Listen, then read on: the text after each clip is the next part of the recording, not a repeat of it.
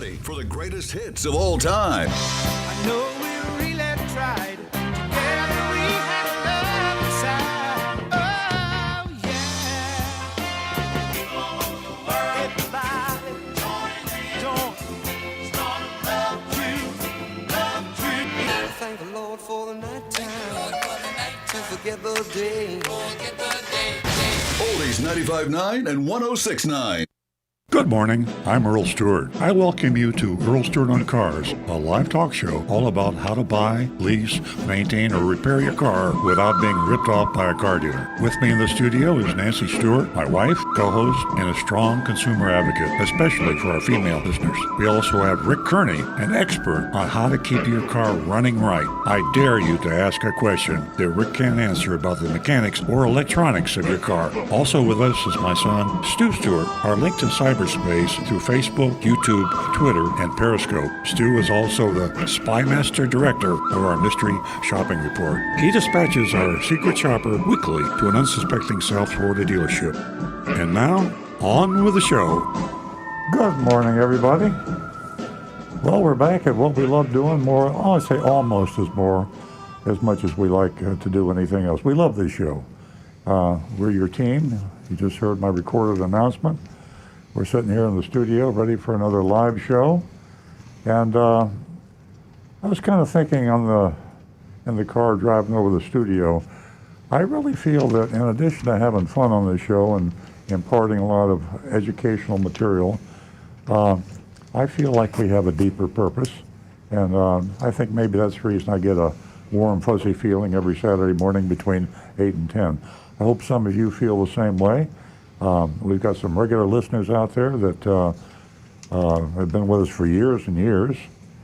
We have a team of vigilantes out there that we're signing up as we speak. I was just looking at the logo. Stu was showing me the logo for our hats that we're going to supply to Earl's Vigilantes. And this is an exciting new concept that we came up a few weeks ago. And it has, the purpose is to have different people in different parts of the world, mainly the United States. We have them in Missouri and California and, of course, Florida, other states, and people that are going to be representative of the Earl on Cars philosophy of trying to improve the way car dealers retail cars, basically. We want to bring the car dealers' perception in the eyes of the public up from dead last on the Gallup annual poll on honesty and ethics and professions, up near the top. I don't say we have to be up there with the nurses and the doctors, but we'd like to be up beyond, at least above average. Right now we're dead last on the Gallup annual poll on honesty and ethics and professions, and we have been for 50 years. That's about how long this poll has been conducted. Honesty and ethics is a pretty important thing when you're dealing with a retailer, and the car dealer's image suffers a lot. So that's kind of a big purpose. This year of 2020 coming to an end shortly, and the year of the COVID, I think it's made a lot of us sit back and think, reflect on what life is all about and all those deep issues and things. We think on Earl Stewart on Cars, we feel good about what we're doing. We really believe that 2020 is a watershed moment, and a lot of things, the way everything is done, the way people invest, the way people live, where they live, how they live, where they buy, how they buy, online, and the digitalization, I got that word out, I'll try it again, digitalization of the world, and the information explosion, big data, artificial intelligence. So it's been an exciting ride. It's going to be a smoother ride in 2021. I'm looking forward to that. I know you are too. We'd love to have you call our show, text our show. Love to have you tune us in on YouTube, Periscope, Facebook, of course the old-fashioned radio, and our old-fashioned radio number, 877-960-9960. And you can write it down because you might not have a question right now or a thought, but you will if you hang out with us for a while. We're here for 2 hours from 8 to 10. Hang out for a while, you'll say, hey, I got an idea, and you won't have the number written down. So I'm going to ask you to write it down, 960-9960. That's 877-960-9960. Got a text number, and last I'm going to get off this anonymous feedback, but that's our most popular number for some reason. But the text is the old-fashioned text. I say old-fashioned. 15 years ago, I didn't know what texting was. Text number is 772-497-6530. Text at 772-497-6530. Love to hear from you. We got Rick Kearney over here on my right. Rick has been with me as a auto dealer. I have to be fully transparent about this. I am a car dealer. You know, I kind of hate to admit it sometimes at a party. You know, sometimes I tell people I'm a shepherd or I hate this because once you tell somebody you're a car dealer, then you get into it. You're in that Christmas spirit right now. Yeah. My what? The alternate occupation was shepherd. Yeah, exactly. And so I think that I lost my train of thought. I was just talking about Rick, and the next thing I'm talking about is shepherd. I don't know what I'm talking about now. But I do know that Rick Kearney has been with me for, 25 years, right? Yep. And I guess when you started out, maybe you were a grease monkey. Yeah, you could almost call me that. And now he's an auto computer scientist. I mean, you talk about change. And I'm not just talking about Rick, I'm talking about the industry. Cars have changed mechanically and electronically and computerization. And they're complicated now. I mean, you can't pop the hood and look at it. I used to be able to pop the hood and pretend like I knew what was going on. Now when I pop the hood, I can't even pretend like I know what's going on. It's a great monolith. What's that, Rick? And you know, today actually marks 6 years and 3 days since we started this radio show back up again. Oh, that's right. Yeah, we started this for you new listeners. We've been on the air for 17 years. Then I got fired. Nancy and I got fired because the car dealers ganged up us on it, boycotted the radio station on advertising, and the general manager of the radio station came over to my office and said, "Hey, I'm sorry about this, Earl. We like you. We like the show. You had good ratings, but we're going to have to let you go because economics is economics, and the car dealers have said they're going to cut off their advertising." And we were off the air for about a year and a half. And we came back, and that's what Rick's referring to, and we came back bigger and stronger than ever before. We came back because the radio station got sold, and some people with some courage, and the current owners of this radio station, I salute them for their courage. To be honest, they're real journalists. They're not beholden to the advertisers to say what they say and do what they do. They tell it like it is, and I salute them for that. So we got a big, better show, 2 hours instead of a half hour. That time was an hour when we got fired. And now we're 2 hours, and we're on Saturday from 8 to 10. So if you have any questions about anything automotive, I hesitate to use the word mechanical because it's really computerization these days. Got a problem with your car, call Rick, 877-960-9960. And he can tell you maybe how to fix it yourself at home without having to come into the dealership with wearing a mask, or maybe go into a dealership where they don't wear masks. People don't like to come into crowded places. I don't blame you. And maybe Rick can help you out, tell you something. Hey, don't worry about it. It's not a problem. And if it is a problem, he'll tell you the best way to deal with it. 877-960-9960. And I'm going around the table to my son, Stu Stewart. He's our spy master general. Probably the most interesting thing we do is we spy on other dealers. I say that shamelessly. We spy. We sneak in once a week, pretend to buy or lease a car. You make it seem so bad. And we tell it like it is. I mean, we got a doozy. I'm not even going to touch that. I'm going to let Stu tell you about it. I'm just going to tease it. I'm just going to tease it a little bit. All right. So yeah. I get worried when I read the report. I do usually try to do it midweek before the show, but sometimes it doesn't get done until later. Last night I was working on it till about 10 o'clock last night.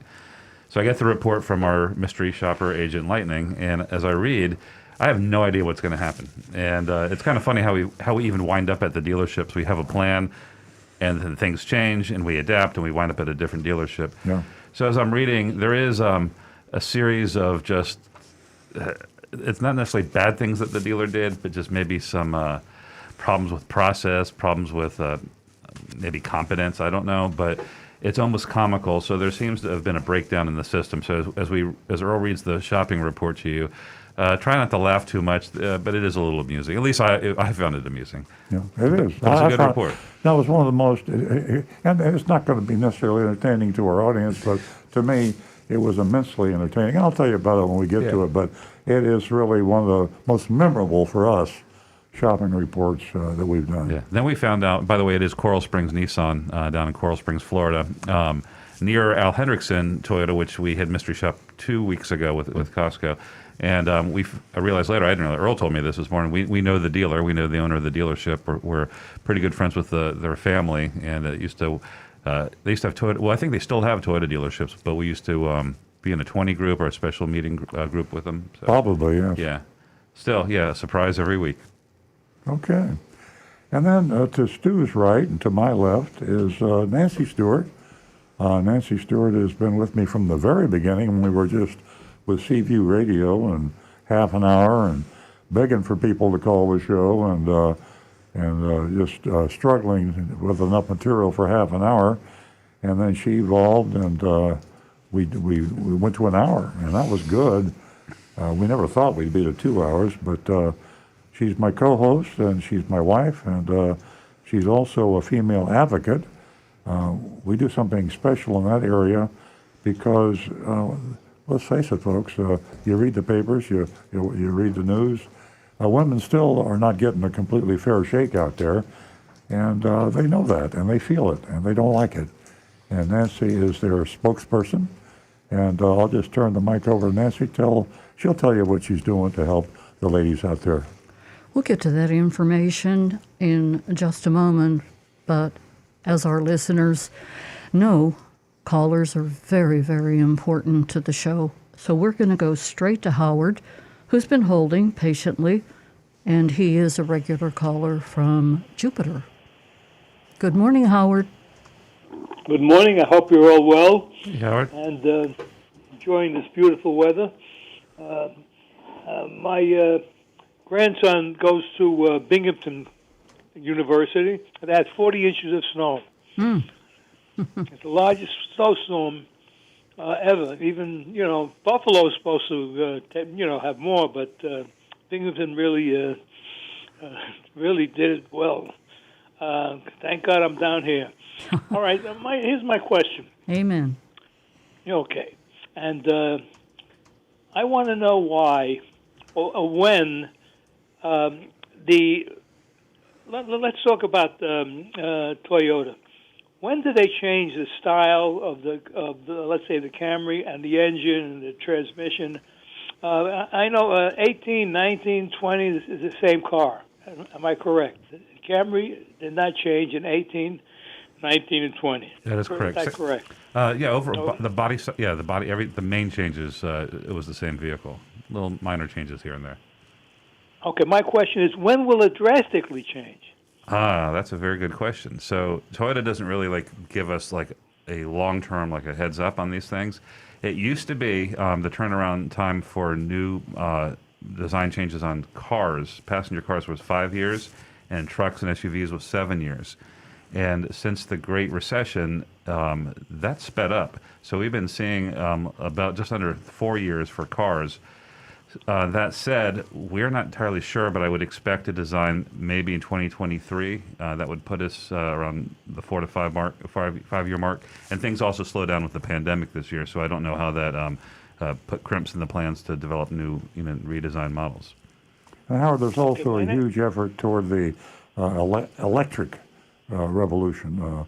The manufacturers are struggling to get a handle on it. Even Toyota struggling to get a handle on it. They were going the hydrogen fuel cell route for a while, and they were one of the last to jump over to all electric, but they did finally. And every manufacturer has to make their choice. Where do they go? Huge change to all electric vehicles. So the normal model change, style change is probably going to be on the back shelf. People are thinking now, when do we do electric? How do we do it? And I'm thinking there's going to be a consolidation of models. I can't believe that they're going to have electric everything anymore. I think you're going to find there was a proliferation of models before because That way they could flip back and forth. They got the SUV, they got the van, they got the small subcompact, and then there's so many different models. It's confusing to the public. I think you're going to see the models cut in half, and I think you're going to see mainly electric. So it's going to kind of put a new twist on everything. Rick had a point. Just a quick side note here. I read an article recently that said that Toyota has on the verge of announcing a electric battery for their new electric cars with a 300-mile range at a 10-minute recharge. Yeah, I read I that. hasten to add that we are not a infomercial for Toyota or a Toyota dealership here. So this is a complete consumer advocacy show, and we're here to help all makes and cars. There are a lot of cars out there on the road. Toyota only sells about 15% of them. So 85% of our listeners are driving something else. Howard? My next question, Rick read my mind. My next question was, how can you get the charging rate, time down? Because my friend puts his car in my condo in the charger, and he's there for hours. So my next question is, how can you get it down to, let's say, 5 minutes? And Rick just told me they got it down to 10 minutes. Howard, it's easy.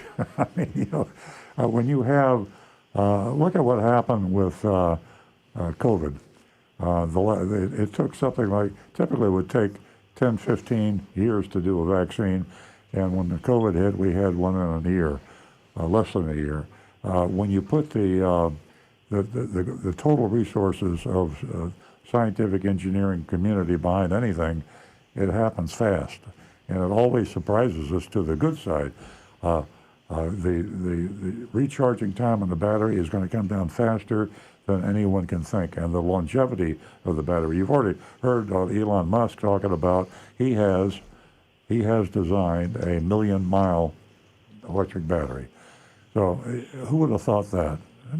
I could have won a fortune in a bar bet that it would be one day $1 million, a battery that would last for $1 million miles in a car. And how will it take to recharge it? 10 minutes, 5 minutes, 1 minute, 30 seconds? I don't know, but it's going to happen fast, sooner than anyone can realize. Probably not in my lifetime, but Oh, yeah. I'm glad that they're doing Howard, things. Like I've seen you running on the beach. It's going to be in your lifetime. Okay. Okay.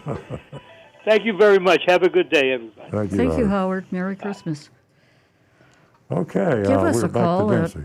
Give us a call at 877-960-9960, or you can text us at 772-497-6530. And earlier, Earl introduced me and some of the things that I do. And one of them is to, support the ladies and build a platform here for them, help them to feel just a little bit comfortable, encouraging them to call. And, last week I had a nice chat with a female caller who did win $50. And she mentioned to me that most of the time, guys like to get together and talk about vehicles. And the percentages are a bit higher for the guys, and that's understandable. And today, some women like to talk about it, but they're still a little bit hesitant, and I thanked her for that information. She says they're very, very much involved, she said, but as far as calling and expressing, how they feel, well, they're a little hesitant. So, therefore, I encourage the ladies to give us a call. And the reason, we have $50 for the first 2 new lady callers. Yeah, $50 for the first 2 new lady callers. And our number is 877-960-9960. And we hope that you'll enjoy this next 2 hours. We have a lot of information and a lot of free information. And not only that, but because of the pandemic, there are places that you just don't want to visit, and that is a dealership or a service department. And Rick, Stu, Earl, myself, we have a lot of information to share with you. But as I always say, you make the show.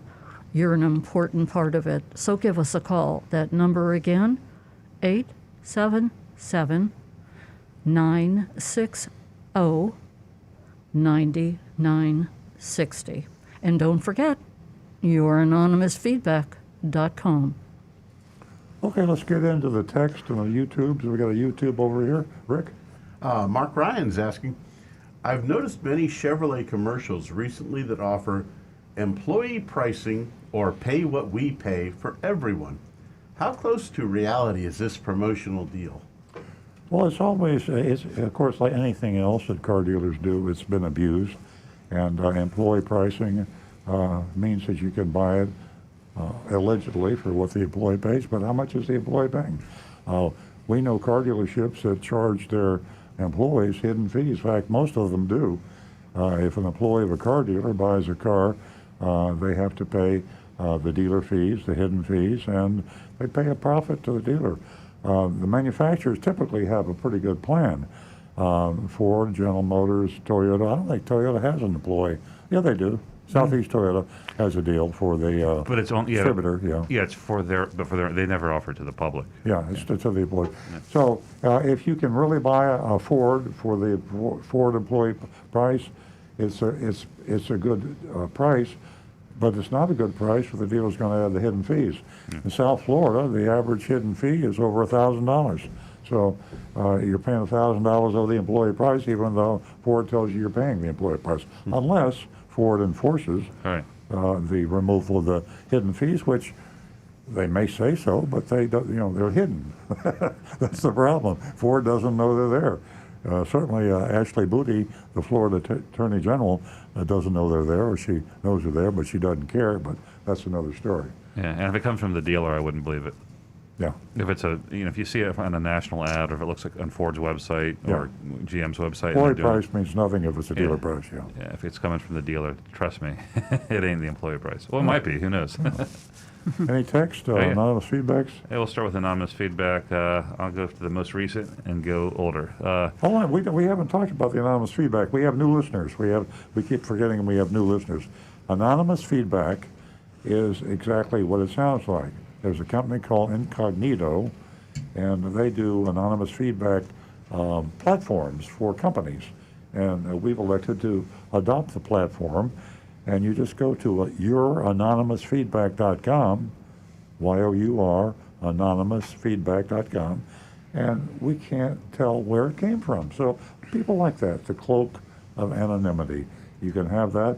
We just did it for people that might be real shy or real angry or want to say something real tough.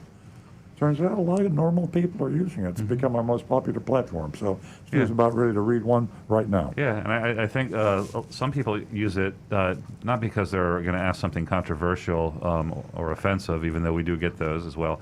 Sometimes they're going to ask a question maybe they're too embarrassed to ask. Maybe it seems like a dumb question. Yeah, people don't like to sound dumb, and they're not dumb. No, there are no dumb questions. So this is a great forum for this. Yeah, exactly. And for example, the most recent one that came in, and it's not a dumb question, but I could see somebody, maybe one would want to bring this up in conversation, but it says, how come they don't make cars with removable windshields so you can take them out on nice days? And at first, I laughed when I read it. I thought it was a joke, but they do, and Jeeps do this. They fold down, right? Like on some of these off-road vehicles, so you can get splashed when you want to feel that mud in your face. They used to. I don't know if the newer Jeeps still have the fold-down windshield. Well, I saw pictures. I don't know the years, but I saw look like somewhat like recent models. With my guess would be it'd be a real challenge from safety, depending on the safety standards, National Highway Traffic Safety Administration. The rollover test, the side crash test. You could certainly have a removable windshield if it could pass the test, but that would be probably very expensive. You probably wouldn't want to ride on the Turnpike or I-95 with that. Exactly. But I could see your motivation. It's been beautiful out the last few days. You're driving around thinking, man, it would be nice to feel a breeze right on my face. I'm going to kick this windshield out.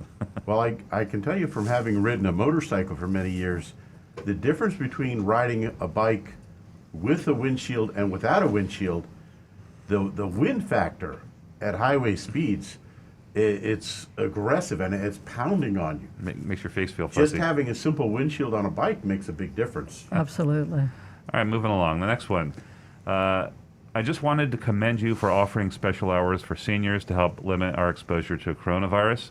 I don't believe there are any other car dealers or service shops that do this. With the alarming surge with COVID, this makes me and my husband very comfortable. Thank you. Very good. Another Well, I'll one. just comment on that is the fact that Costco was a big fan. We love Costco, and we recommend the Costco auto buying program. And our mystery shop today was based on the Costco auto buying program, and we copied Costco on the seniors hours. Costco, I think we're one of the originators, and if you're Walmart. if you're 60 plus, any weekday at Costco between 8 and 10, you can go in, and as they block off Costco strictly for 60 plus people, they check you, they card you when you go in the door to be sure not only you're a Costco member, but you are 60 plus. And the only people in there are mask wearing, everybody else wearing masks. And you don't have any millennials running around with their mask halfway down or no mask or any of that nonsense. You're all seniors. In 2 hours, they're gone, and then they admit the other people in. So we copied that, and thank you very much for the compliment. Yeah, that was another one of the recovering car dealers' great ideas. And I hope that everyone else that's, got a place of business will follow suit. 877-960-9960. And you can text us at 772-497-6530. Now back to Stu. Yeah, I saw that. I was reserving a rib roast for Christmas, and Whole Foods offers. I didn't realize it offers early hours for seniors only. So, if you're going to shop anywhere, check their website out first and see if they do mention it on their webpage, because it is a good thing. Yeah, great Yeah, idea. Whole Foods also restricts the number of people in the grocery store. So you go to Whole Foods. Nancy and I stumbled across it, and I said, I don't want to wait in line. And there was about 9 or 10 people. We got up there, and boom, boom, boom. We moved in, social spacing in the line, and bombed me in there. And you got in there, there's just a few people in there. So I salute Whole Foods and all the other responsible businesses in the country that are taking the responsibility to take care of their customers. Mm-hmm. Great idea. Folks, we're going to go to the phone lines, and Marty from West Palm Beach is holding. Good morning, Marty. Hi, how are you? We're well, thank you. My question is, if you have ToyoGuard Platinum on your car and you come in for service after your 2-year, 25,000 miles is up, is that automatically indicated by your VIN that you get the 2 extra oil changes and the 4 tire rotations? It should be, Marty. is. Yeah. This is the ToyoGuard Platinum Plus is not a Toyota product. It is something that was invented by the Toyota distributor in the Southeast Toyota Distributor LLC. This is where we get our cars. We choose not to equip our cars with this because we think it's overvalued. $699 is what you paid for it, and the value, I would say, is maybe what would you say, Stu? $100? It's around, no, it's a little bit more. It's like maybe $260, $250. Yeah. If you use all the rentals, because there's rentals in there too, so there's a little gray area. You're paying $700 and you're getting about a third of that in value. So we don't recommend it, but if you have it, they will know you have it, and you get basically a couple of oil changes. Mm-hmm. And I think the value in service for the last 2 years is about 100. Yeah, I'll also say just watch out when they say it covers all your service. Typically, at the end during this period, you have a 30,000 mile service, which is more than an oil change and a tire rotation, and it doesn't cover that. So it doesn't cover all the services, but it covers a lot of it. But like Earl said, you're paying more for that than the actual value of the individualized services. So it's not, or at best, it's a break even. So If you're buying a Toyota, we recommend you don't get it, is what we're saying. Yeah. But they'll probably Well, have let me ask you this. Yeah. Let me ask you this. If you got it on the car, Yeah. and you got it, let's say, from another dealership, but you could do all your service at your dealership, Yeah. They'll know. will you They'll know. automatically honor it? Yep. Absolutely. Absolutely. All Toyota dealers in the Southeast will honor it. Well, actually, any place you could take it to. I believe Toyota will cover it, even if you take it to an independent. I think. I'm not sure, but probably. Yeah. Yeah. Okay. Very good. Thank you. Thank you, You're Barbara. welcome, Marty. Keep listening. Bye. 877-960-9960, or you can text us 772-497-6530. And Linda from Georgia would like to ask Rick about the 2016 Highlander. And she'd like to increase the lighting on the dash. And I suggested to her that maybe she should go to her manual, but the print is so small, and she thought that you could give her the short version. The 16 Highlander, you'd need to check the owner's manual, but there will be an adjustment to increase the brightness on those illumination of the combination meter. If it's already at maximum, then that's pretty much the best you're going to get. You can look into the idea of an outside shop that might install some extra LED lighting that would help improve that. Just watch out for any reflections that might blind you from it. Yeah, exactly. Well, Linda, I hope that, I hope we answered your question, and good luck with, lighting up that dashboard so that you can see it. But when all else fails, the manual. Always the manual. And there's also YouTube. You go to YouTube, you put in there, I want to increase the luminosity, the light on my 2016 Highlander, and there'll be about 25 YouTubes. And, Yeah. I had 25,000. and there'll What be a great way there'll be to some go. guy there going step YouTube. by step by step, showing exactly how to do it. Yeah, exactly. Well, we actually have Linda on the phone right now from Georgia. Welcome, Linda. Hi, Nancy. How are you guys? We're well, thank you. We're good. Yeah. You tell me to read the manual. The print is so small, I can't see it. So, I put cheaters over top of my regular glasses to try to read something, but it's a little bit difficult. That's why I was asking the question. So I'm sorry. Oh, that's all right. I'm trying to pull it up right now on the owner's manual myself, see if I can get it up here real quick for you. I'm going to guess real quick. There's because my wife has driven Highlanders for years. There is a little rolling knob, and I'm not sure if it's on this year. It'll be on the left side of the dash, and you roll it forward to eliminate the dash and roll it back. The reason Nancy and Rick were suggesting the owner's manual, which I agree is too small to read, is that there's a different way to light up the dash. It's different on every model, so it's like it's really hard. It's not like a universal thing. Yeah, some of the newer ones, it's actually a knob that's on the combination meter. Yep. Okay. Earl had the best suggestion, Linda. YouTube, say 2016 Highlander dash lights. I guarantee you'll find it. It'll be the very first thing that comes up. Best way to go. Linda, thank you for the call. Well, thank you. Do you have any other questions? I don't think so. Okay, well, thank you so much for listening. I know that you are a regular viewer of the show. Have a wonderful weekend. You too, sweetheart. You guys too. Bye, Linda. Thanks. Okay, we're going to go back to Stu. Yep. He's got a lot of text stacking up. Yeah, so last week Earl mentioned Cal Worthington. He was a car dealer in the 50s in California. He was one of these early pioneers of TV advertising, which today when you say that, you're like, well, everybody advertises on TV. But back in the 50s, when TV was new, some smart car dealers and creative car dealers jumped on that thing and started doing these commercials. And what set them apart was, back then, commercials were pretty straight. They just say, here's the product, here's what it does. He did these entertaining commercials with animals and tigers jumping on cars, and he became, kind of an icon. Anyway, I brought that up because Frank from Jupiter Farms. And those earlier commercials, a lot of people didn't realize were live. Yeah. They weren't video, they were filmed. Right. They did it live. Which makes it even more astonishing because he was having circus tigers, full-size cats jumping from hood to hood. After the show, I went and watched these commercials too, and that's what Frank did. So he texted us. He said he's laughing like a fool. You're watching the Cal Worthington commercials, bringing back a lot of memories. He said in the late 70s he was at pilot school at the Air Force in Phoenix, and he saw several of the commercials.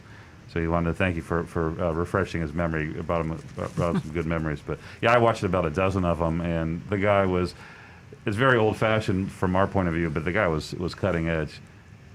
Well, Jim Moran, the father of Southeast Toyota from Chicago, who used to be the largest Ford dealer in the world, largest Hudson dealer in the world, he used to do live commercials. They were like 3 minutes long, and he used to like to swim. He'd do it by the pool, and he was Jim Moran, the courtesy man. How many of you old timers out there remember Jim Moran, the courtesy man up from in Chicago? Yeah. And he would get up there by the edge of the pool in his Speedos, and he would do his commercial, and then he would dive in the pool and swim a lap. I mean, the commercials back in the early days of TV were really interesting. That's Very right. much You so. sent us a very interesting one, a modern one yesterday of at least in the last few years, just a crazy it reminded me, it was just like a guy being goofy on camera. It reminded me of those old-fashioned car dealer commercials. How about our old local hero, Chuck Curcio? Oh, yeah. Tire Tire Kingdom. Kingdom. And the betting barn, that was another crazy one. Yep. All right, this is from Lewis, a text that came in. It says, "Hi, I've seen a video on YouTube from Earl Stewart talking about how you can get rid of a lease early and even make a profit. I'm in a crappy situation for monthly car payments, and I was wondering if I could get some help from you, like what to do and how to get rid of my lease early. I have a 2019 Honda Civic Coupe, and the monthly payments are $587 a month. Wow. Any advice or help? Thanks in advance, if so." Well, the fact is, it's very difficult, and my suggestion is a desperation move. There are a few ways, but it's a long shot. One way is that you were lucky enough when you leased a car to buy a particular model at the right time that happened to spike in value beyond what the lessor speculated or calculated to be the residual value, the value of the car at the end of the lease. If you got lucky, sometimes you go out and find out the market value is actually higher than the purchase option value. So you exercise your purchase option, turn around and sell it, and you can actually get out of the lease and maybe even make a few bucks. But it's kind of like winning the lotto. It's probably not going to happen. And there's another way to get out of a lease, and that's called, there are companies. One of them is called Swap Lease. Swap-a-lease, yes. Swapalease.com. There's an app for that. They're a legitimate company. They've been around for a while, and they try to match people that want to lease a car at a savings for the first, maybe a 2-year lease. It was originally a 3-year lease. They find a guy with a 3-year lease that's fed up with a car after 2 years, and they put them together. But that's another challenge because the leasing company has to accept you as a new lessee, and it's difficult. So third-party matching like Swap-a-Lease, and the long shot possibility you might be able to sell the car for more than the option price to purchase. Those are the two long shots you have to get out of the lease early. The reason I sound a little negative on this is I am a car dealer, I am a Toyota dealer, and I get calls all the time from people saying, I really like that new model that came out. I've only leased this car for a year and a half. Can I get out of the lease? And I tell them the chances are about 1 in a million you'll be able to get out without costing you a lot of money. You have to be careful because the car dealers will tell you the exact opposite. You go into any car dealer, you got a 36-month lease, you've been in the vehicle for, say, 18 months or less than maybe 2 years, and say, can I lease another car from you? You say, sure, no problem. We'll make your lease payments for you. Yeah, they make your lease payments for you. You owe 12 lease payments on a 36-month lease that you only made 24 on. So they'll take those 12 payments and they'll add them to the lease capitalized cost of the car that you want to lease, or add it to the price of the car you want to buy. You're paying for the lease payments that you didn't pay for. You're paying for them anyway. They're just hidden in the price of the new car you bought or leased. So you're stuck. When you sign on the dotted line of lease for a 36-month lease, you have to make 36 payments one way or the other. Very good point. A lot of twists and turns when it comes to a lease. You really have to educate yourself, and a lease is a great option for some people. Earlier, I mentioned to the ladies, $50 for the first 2 new lady callers. Share your experience with us. Did things go as you planned? Did you come in for service? We would love to hear from you. $50 for the first 2 new lady callers. 877-960-9960. Speaking of callers, we're going to go to Geraldine, who is calling us from Stewart. Good morning, Geraldine. Good morning. Can we help you with anything this morning? Or do you have Yes, information for us? I have a question. I bought a car from your dealership, and I've been notified that it's time for its 1-year service, but I have not been able to get there yet, and I want to know if there's a time frame when I have to get there from the 1 year, voiding warranty. Geraldine, that's a common question I'm getting these days, and the answer is no, there's not a rigid time frame. There's a general time frame because you want to take care of your vehicle and you want to be able to say you adhere to the owner's manual recommendations. But during this COVID time, a lot of people are nervous about coming in. There are a lot of options, and in some cases, dealers, including my dealership, we pick up and do the service and deliver the car back, so you don't have to come in the dealership. We can also give you an extension, and I say we. There are certain things that you do to maintain a car that are not rigidly necessary. Whether you get an oil change that's due in 1 year, if you get the oil change in 14 months and instead of 12, or even 15 or 16 months instead of 12, that's not a problem. As long as you have the oil change. You should have your tires checked, rotated and balanced. If you let it go for a couple of months, that's not so bad. Safety items, and tires are a safety item, you should be careful about your tires. They should be inspected. You live in South Florida, we have a lot of construction. There's a lot of stuff and debris in the roads. You could have a nail or a screw that came in the sidewall. A lot of things can happen to a tire. So you should have somebody, it doesn't have to be the dealer, somebody close by, inspect your tires, check the inflation. You should check those at least every 30 days for inflation. Oil is not a big deal. Oil changes, whether you have it at 1 year or 18 months, isn't going to make much difference, and it will not be held against you in terms of your factory warranty. The manufacturers understand and the dealers understand. And Geraldine, so much like Earl mentioned just now has changed because of the pandemic, and him suggesting that you check your PSI, the pressure in your tires, is really, really important. You can find somebody to maybe do that, or you may be able to do it yourself if you've got a pressure gauge. I check my pressure tire because, well, a little punt on words here, it holds a lot of weight, and you'll be replacing your tires more often if that pressure is not correct. Have we answered your questions? Yes, you have. Thank you so much, and Merry Christmas to all of you. Merry Christmas to you, Geraldine. Geraldine, and thank you for calling. And give us a call again, 877-960-9960, or you can text us at 772-497-6530. Don't forget, youranonymousfeedback.com. We're going to go to Ben, who's calling from the very, very cold Pennsylvania. Hello. Hey, Earl, can you hear me okay? Loud and clear, Yes. Ben. Okay, you're right. It's cold. We still have about a half a foot of snow here that we're slowly boy. melting off.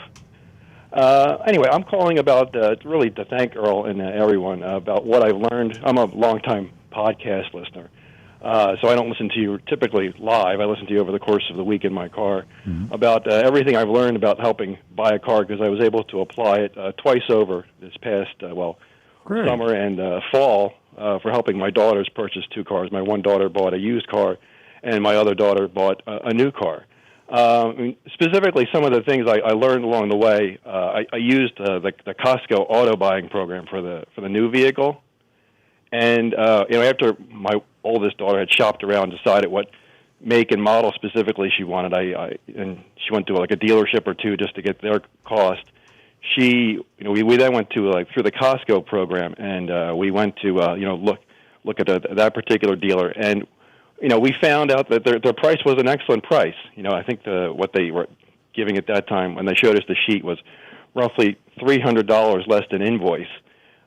So we found out what the out the door price was. She wasn't quite sure about the color at that time because it was at night, and she wanted to just hold off until that weekend. Mm-hmm. So that night, I emailed a dealership that I had been working with for my last two Mazdas I purchased, just to see, knowing that they'd really given me good pricing before, and without any prodding whatsoever, they came in at I won't give you the exact number. It was less than $500 less than the Costco price. And I said, wow, that's really surprising, knowing how much less it is than the MSRP and the invoice. Mm-hmm. So it worked out well. She went this past weekend and purchased the car, and it was a really good deal. Fantastic. Now let me be clear. You found another dealer that had a much lower price than the Costco price, or did she buy? Yeah, that's. I mean, I've heard you preach that the Costco price is always like the lowest price of that particular dealership, but it doesn't necessarily mean that another dealer won't beat it. And in fact, after the deal was done, the salesman confided in me and said, well, the reason he gave you such a good price was because she now lives in the city. So he was saying that he's the owner of the dealership, sort of saw her as like a gravy sale, someone like a little bit extra that was out of his territory, that if he could get it, that'd be all the better for them. So that was why it was so much less for her, even like below the Costco price. Well, that's an excellent story and a very good lesson. In fact, our mystery shopping report at the end of the show is on another Costco shop, and it reinforces the need to always use the ultimate weapon of the consumer. The car buyer's ultimate weapon is competition. And whether you get a Costco price or a true car price or an advertised price by a dealer, you always get at least 3 competitive prices. When you go, the car dealers are insanely competitive, and I'm one of them. I'm insanely competitive. You use that competition that we have to, that really envelops the car dealers against them. And you go to 3 Chevrolet dealers, and you go from A to B to B. You say to Chevrolet B, I just was at Chevrolet A, dealer A, and this is his price. Boy, I tell you, he's going to beat that price. And then you go to Chevrolet C, and he's probably going to beat the price you got on A and B. That's how insanely competitive. And even Costco or TrueCar, you should always shop that price. So thanks, Ben. That's a great story, and I hope you stay warm in PA. Okay. No, thank you very much, Earl. Have a good holidays then. Thank you, Ben. Merry Christmas. We are going to go back to Stu and share some text with the audience. Okay. Let's see. We just read Frank's. We'll jump up to this one here. It says, I know someone must have asked this question before, but can someone tell me what those rubber plugs that come in the glove box of my new Camry? No one at the dealership seems to be able to tell me. And that's from John in Nashville. That's a Rick question right there. Those are actually body plugs. On the unibody frame of the car underneath, there's openings for where they can put in hooks to tie the car down on the rail cars when they're being shipped. And what you'll do with those little plugs is put them in on those frames, but it's really recommended only for the northern states to try to keep road salt and snow from getting up inside there and dust and debris. Here in Florida, we get so much rain and water, we really don't recommend installing them that often because it allows the water then to drain back out and not sit in those frame rails where it can get inside there. So why wouldn't they put those plugs in an envelope with the description and explanation you just made printed on the envelope?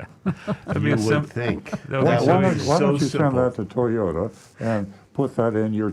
Well, there actually is on the what's called the pre-delivery inspection form that when the PDI is done, which all our cars are done at Southeast Toyota, they are supposed to install those, and it's on that form with the instructions to install them. Even though in a lot of places don't do it. Well, even in Florida, you just said we're not supposed to do it. Well, we generally recommend not to, simply to allow, because if water gets in there, it'll hold it. Well, shouldn't we have a dialogue with Toyota about that? I wonder if there is now, because might not be a bad idea. Okay. This is the first time, I can't remember the last time a customer has asked about that.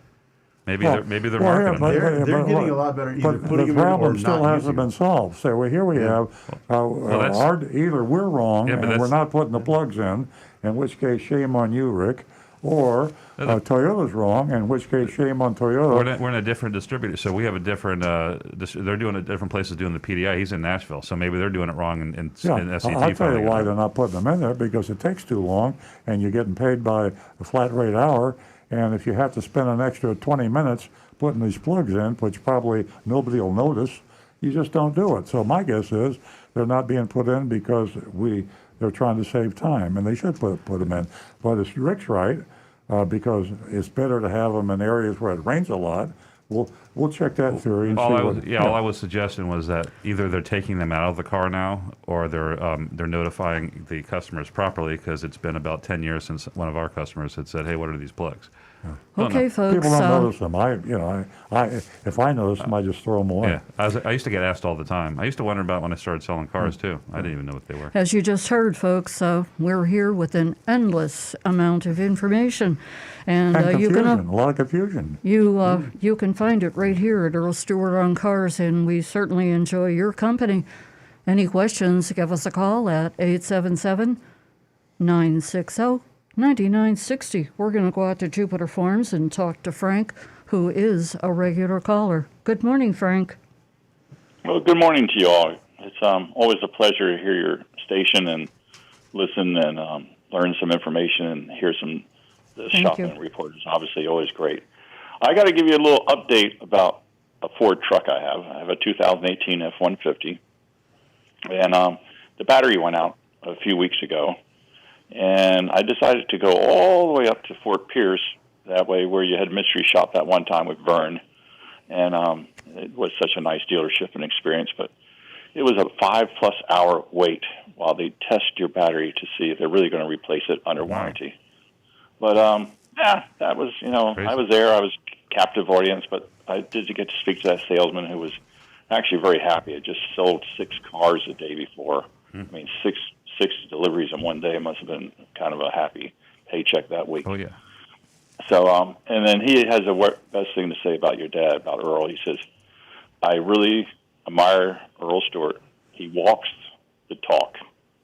And, or talks the walk. No, walks the talk, yeah. And, so, yeah, he was actually, I mean, usually when we mention Earl Stewart's name, the reaction is not at all pleasant. So that's good to hear. But, it's good to hear that someone's saying some nice things, but yeah, does that mean I can take off my Kevlar vest?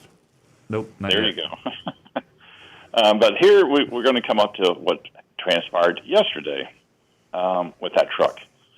On Wednesday, I used the truck to tow a travel trailer down to Burns Road and have it do a 6-month check, and everything went well.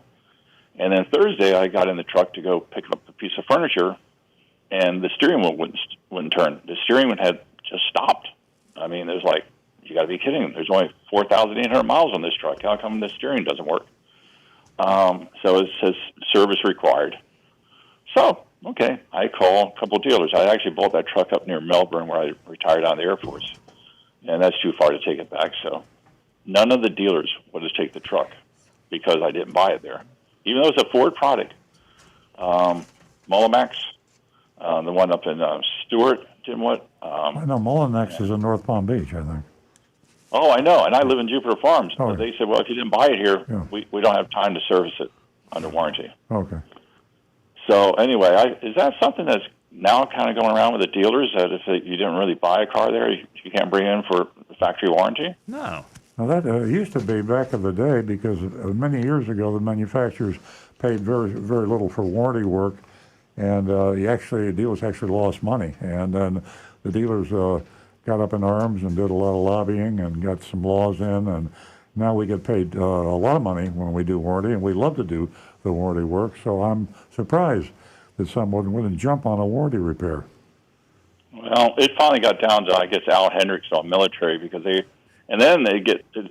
called the Ford Roadside Assistance at 10 in the morning yesterday, and only towing was supposed to come in and get the truck. Mm-hmm. And I waited patiently, hour after hour after hour, and they finally showed up at 4 o'clock. 6-hour wait. Oh my God.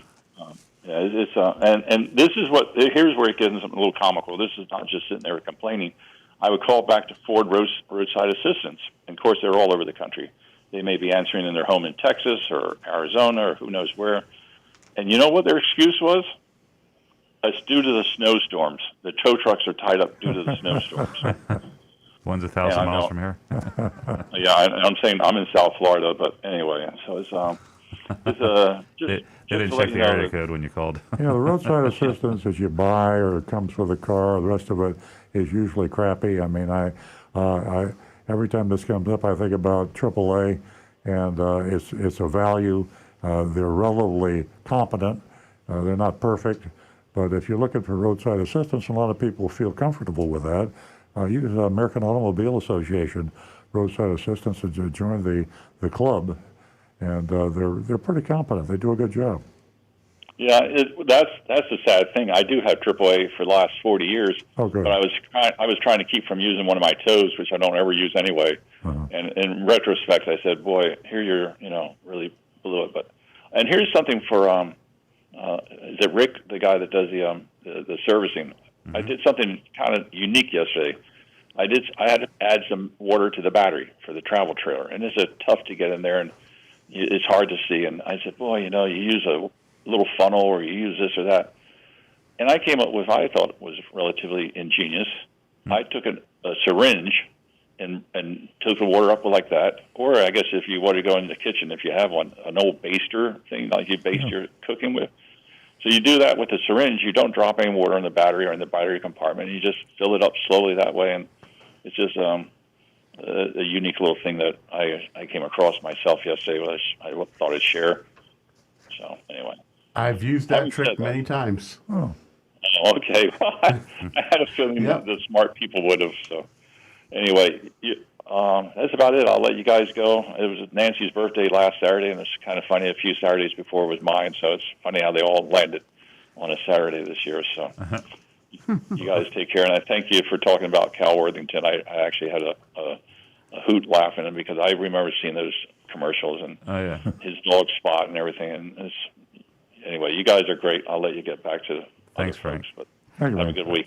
That was the Thank funny you so part much, Frank. with Cal Worthington was like I think he started off with a dog, and it was his dog Spot, and then he started replacing it with more and more exotic animals. Yeah. He had a gorilla, was his dog Spot. Yeah. Tiger was his dog Spot. That was funny. All right, do you want to get to some texts? Yes. Okay, let's see. According to Toyota salespeople, the new Venza has a special moonroof that can switch between clear and opaque. I am skeptical. Rick, is this true? And if so, how is that possible? Magic. Okay, next question.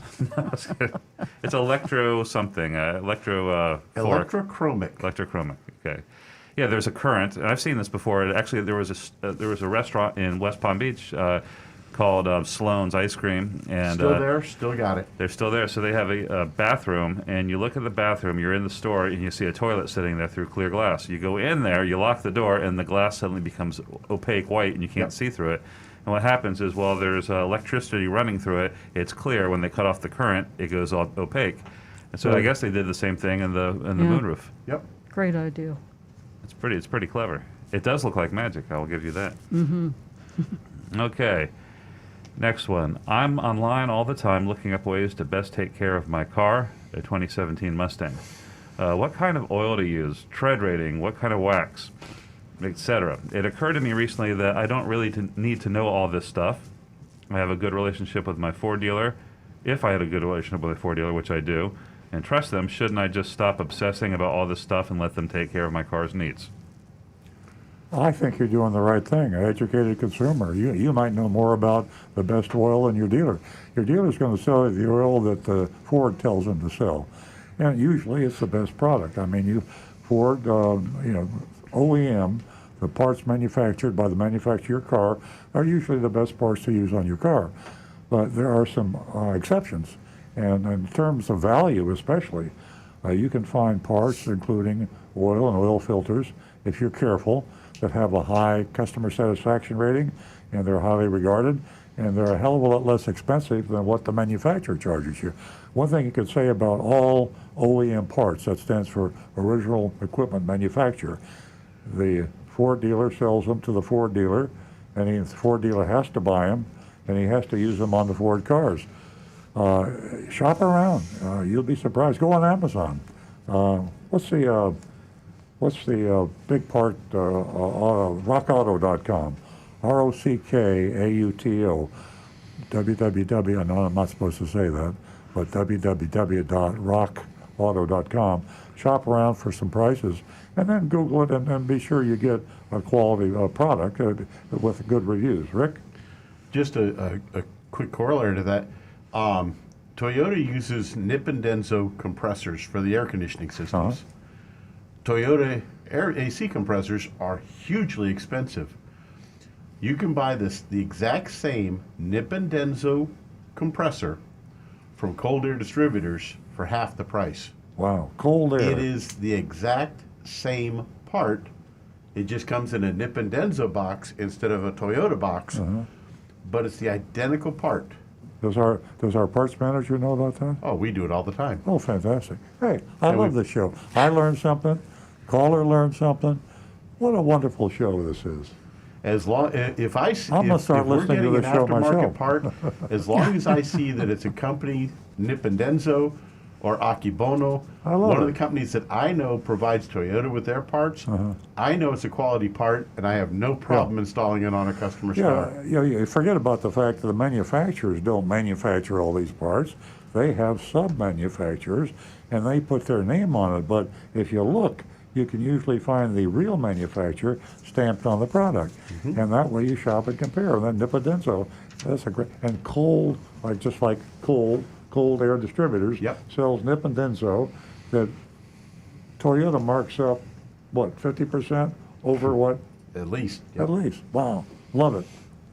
Moving right along. Okay, ladies and gentlemen, you're a big part of the show. Give us a call toll free at 877-960-9960, or you can text us at 772-497-6530. And if you want to help us out, you can join Earl's Vigilantes, and you can do so by going to www.earlsvigilantes.com, or you can go to Earl on Cars. And if you want to, help out your community, help us out, and protect people from these wild and crazy cowboys that are out there. Yeah, you're the eyes and ears in all parts of the world. And I had a thought the other day about our vigilante group, Earl's Vigilantes.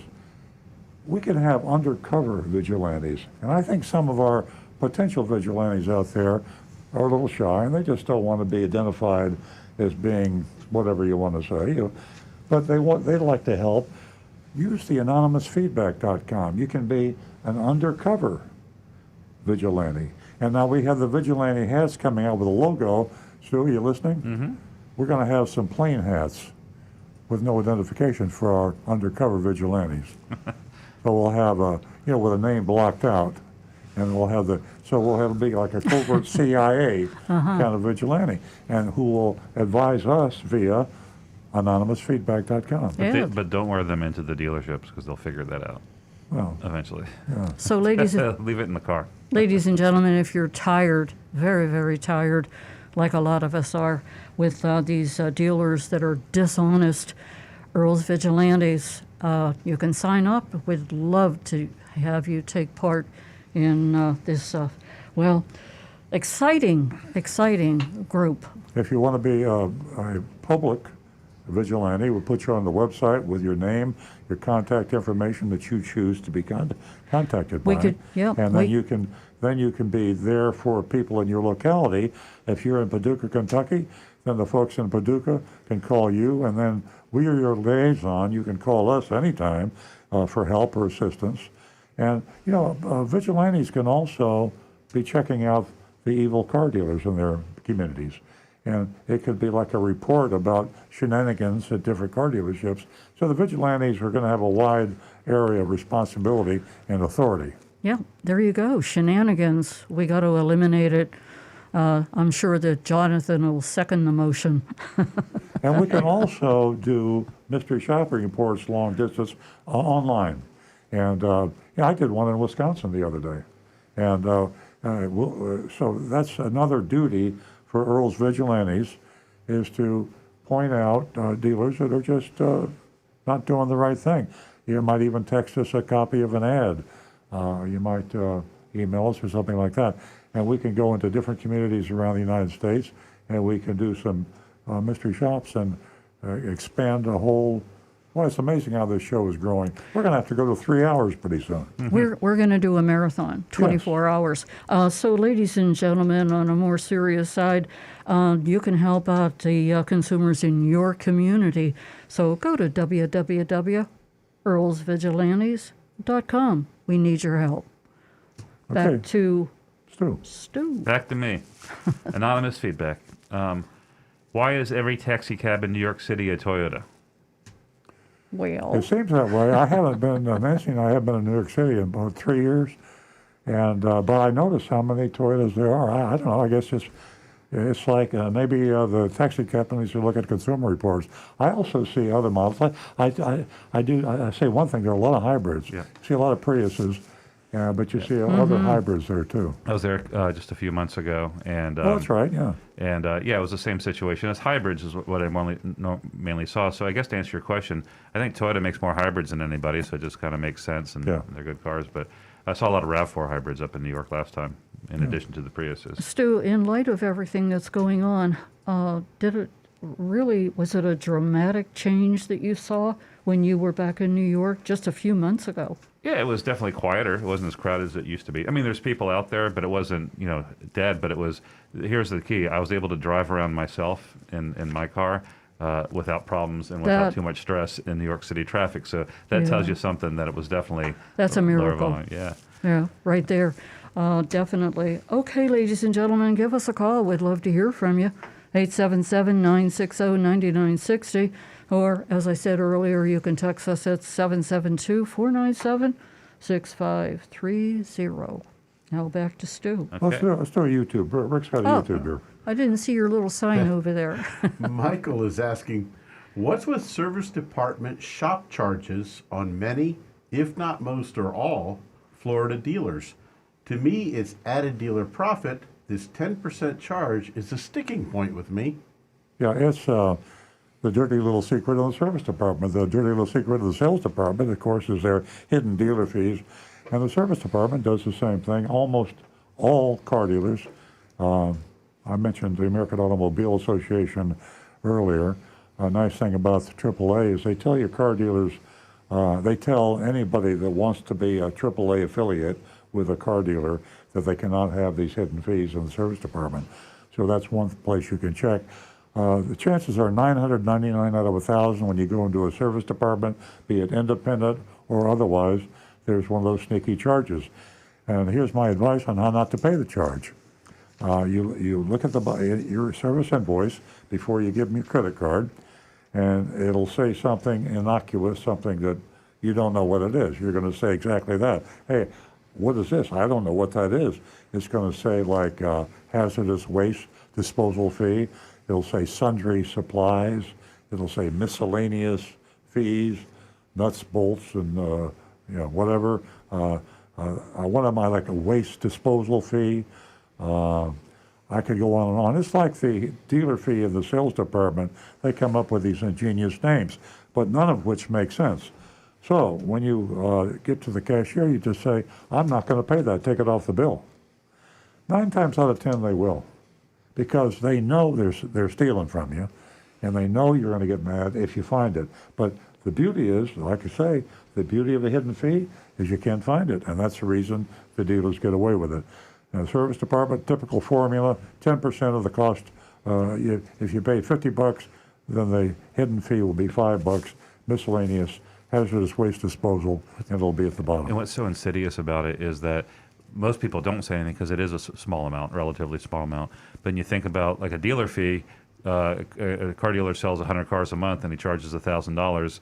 That's a ton of money, but they service a lot more cars than that, so that really adds up. So people don't say anything because it's $5, $8, or $10. The dealer that sells 100 cars a month is having 100 repair orders a day. Yeah.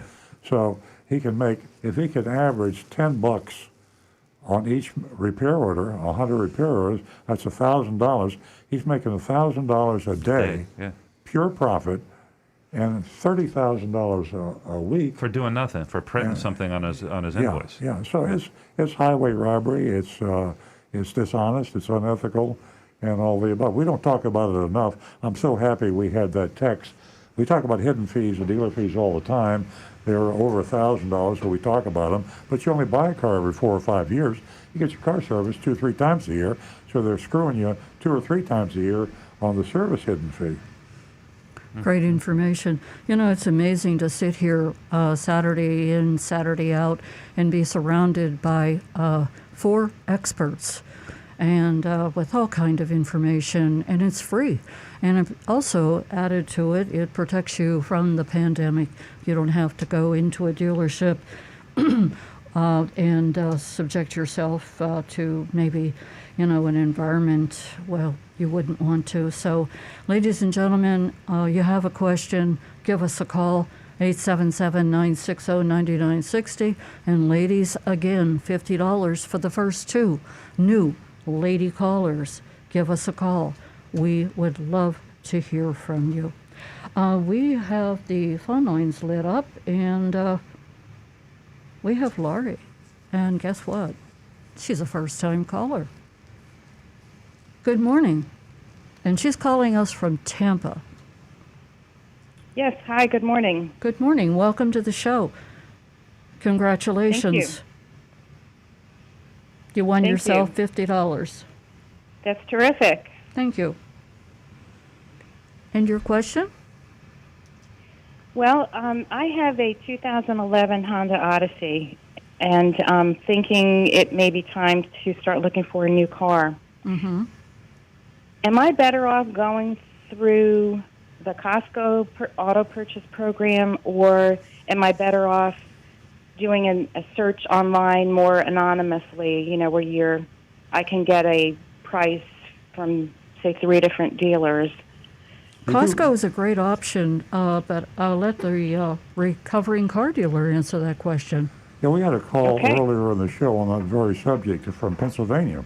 And he bought a car for his daughter. His daughter got a really good price from the Costco dealer on a Ford, and he called another dealer or 2 and actually improved the price. So my answer is you should do both. You should go to your Costco dealer in your market. And remember, you don't have to go to just one Costco dealer. When you go to the Costco.com, when you go online to Costco, you'll put your zip code in. They'll give you the dealer nearest your zip code. But by putting a different zip code in, you can get other Costco dealers, and that would be another way to have your cake and eat it too. You not only get a Costco dealer, but you get another Costco dealer with a different price.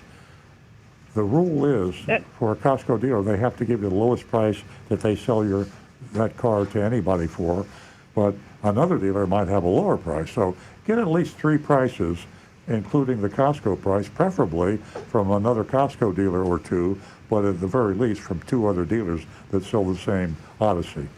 Yeah, Laurie, there's so much information out there, and Earl has written so many articles on the Costco auto buying program, and it's definitely worth looking into.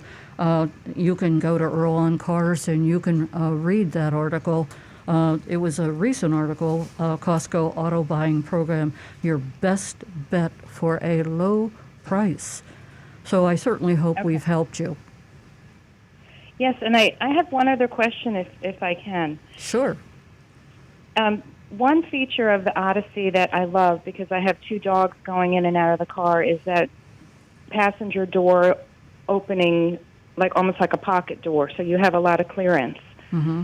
Are there any cars, any SUV cars on the market that do that other than a minivan? Well, it's like a sliding door. Yeah, I think minivans the sliding door feature is great.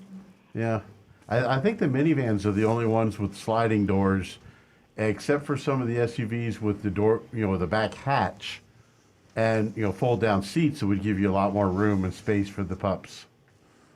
And also, Laurie, a great source of information is the Consumer Report. And the last couple of months has been amazing because they have really focused on the SUVs. So you might want to take a look at that also. Okay, that's a great idea. Thank you. You're welcome, Larry. And I want to thank you so much. You're, if you don't realize it, you are helping me to build a platform. And right now, there's a whole lot of ladies that are listening to our conversation, and we need more ladies to give us a call and join in the conversation. So, Merry Christmas and have a wonderful weekend. And thank you. Merry Christmas to all of you, too. Send me your information. 877-960-9960, or you can text us at 772-497-6530. Now back to Rick. NCR Disabled Submarine Vet is asking, I'm in New York and looking at a 2020 Mazda CX-9. And after I filled out a buyer sheet, I found 3 dents on the roof. I put $1,500 down. Can I get my deposit back as I found another car, same car, at a different dealer? Does he say if it's a new car or a used car? 2020, I'm going to guess a new car. He doesn't specify whether it's new or used. Well, if it's a new car, and you've taken delivery of the car, of course you're going to have the argument that they weren't there when you took delivery. You certainly should try, because if they were there, then they certainly owe you reimbursement. They should either fix the dents or give you your money back. But it is going to entail an argument, but bring it to their attention ASAP. I don't think he's taken delivery. It says he filled out a buyer sheet, and he had put a deposit down, but he hadn't taken delivery apparently. You're good.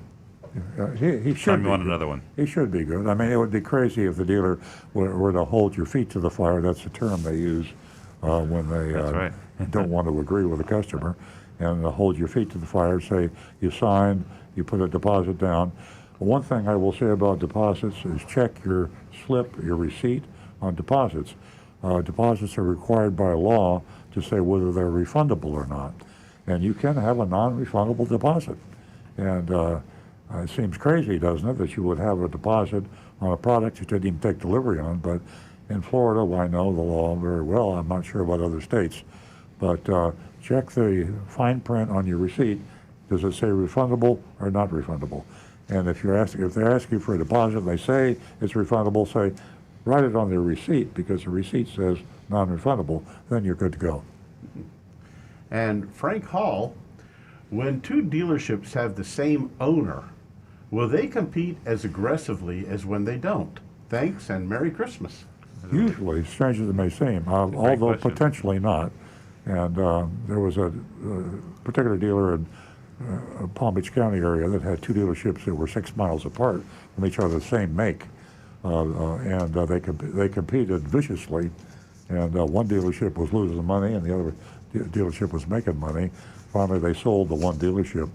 But competition is a strange thing. It even goes beyond common sense and reason sometimes. That one made more sense because it was a publicly held one. That was the Penske Auto Group. Yeah. But but even with an individual owner, like when you had more than when you had Toyota and Pontiac, there was competition, but I don't think it was as fierce as it would have been, with just 2 independent competition comes from the grassroots. Competition comes, if there's anything good to be said about competition, as I said earlier in the show, it can be your best friend.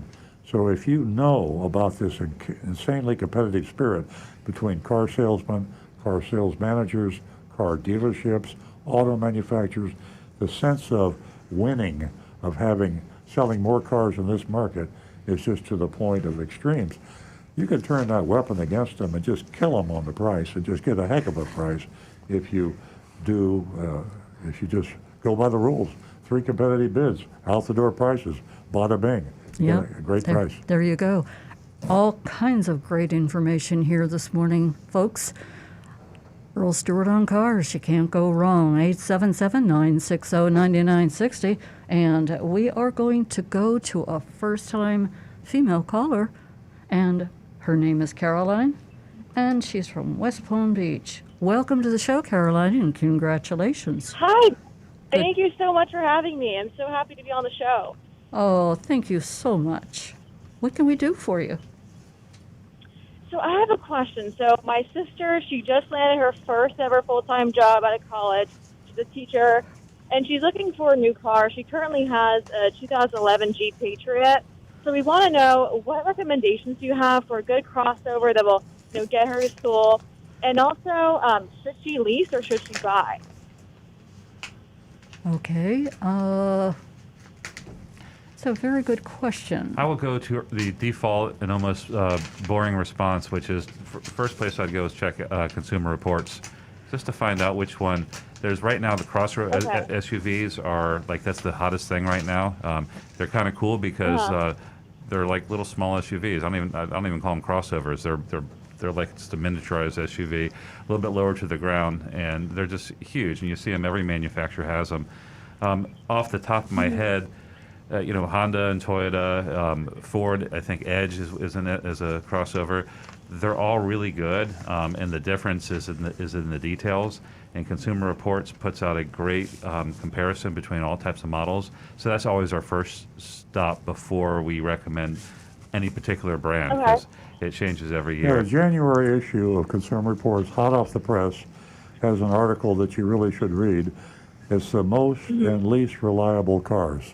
Now, you can argue about the most reliable cars, and just because a car is higher rated on Consumer Reports than another car, you can argue about that. But I would never buy a car that was considered not recommended.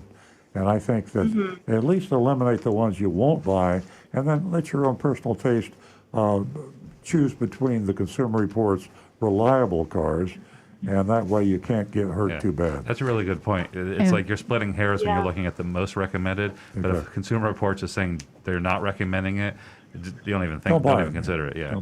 And Caroline, because Consumer Report has really concentrated on the SUVs and the trucks in the December edition, that subscription would be very, very helpful to you.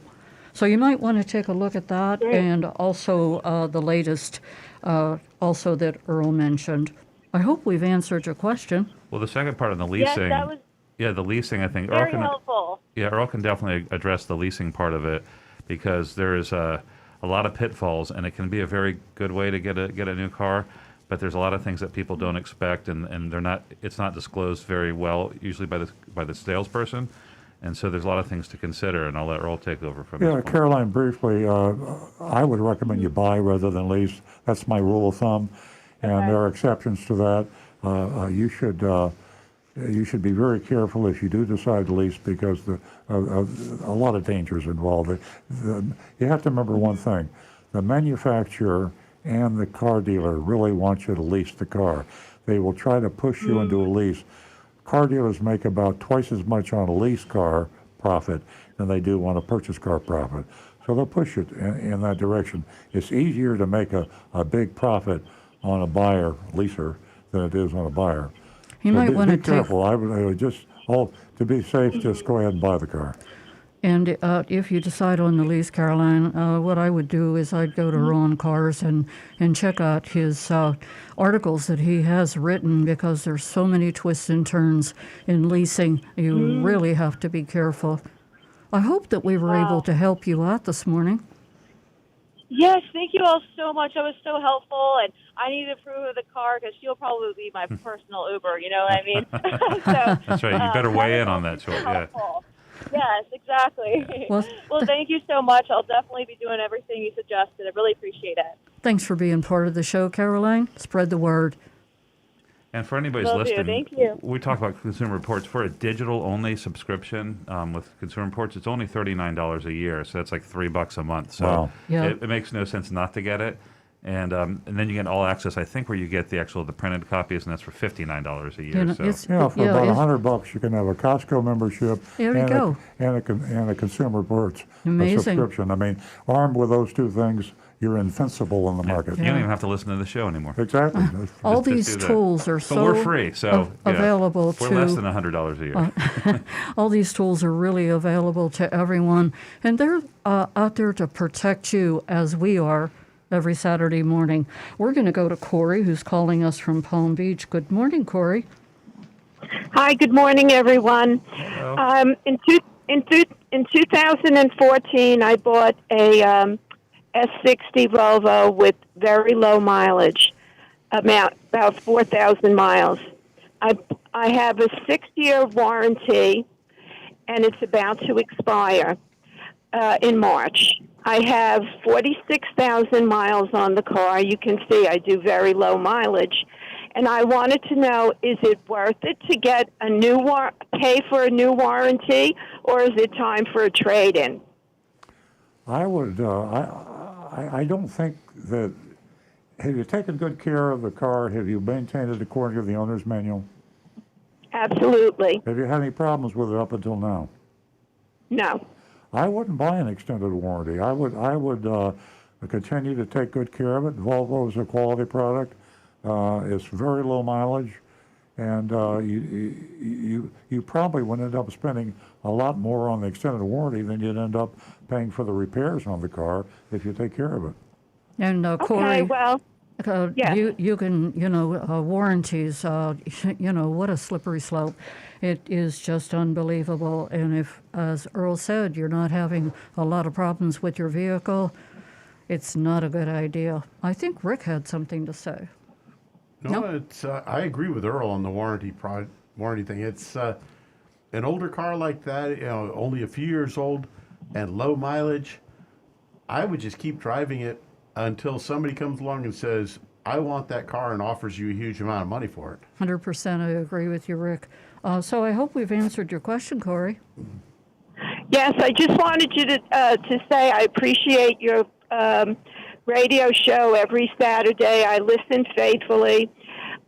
Every time I bring my car in for scheduled maintenance, I get a phone call saying, "Do you want to sell it?" So from the dealership, and I say no, because why would I sell it under warranty? Sure. Mm-hmm. Exactly. Now that'll last you a lot longer.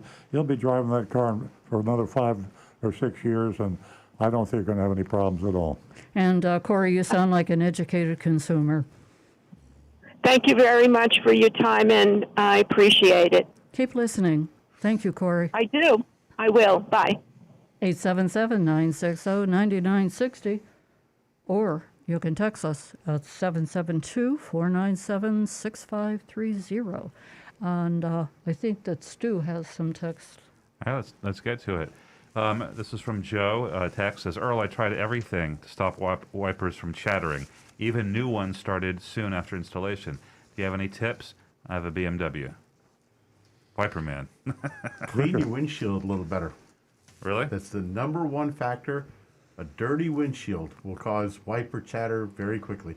Okay, that was the easy one. Now, what's that stuff I love on the windshield? I can never remember. Rain-X. Rain-X. Will Rain-X make it quiet? It will, but it's got to be applied properly. Oh, that's right, yeah. Read the instructions carefully. I love Take Rain-X. your time and do it right. I love Rain-X. You should put some on your glasses. I got some stuff for my glass. I haven't tried it yet. Okay.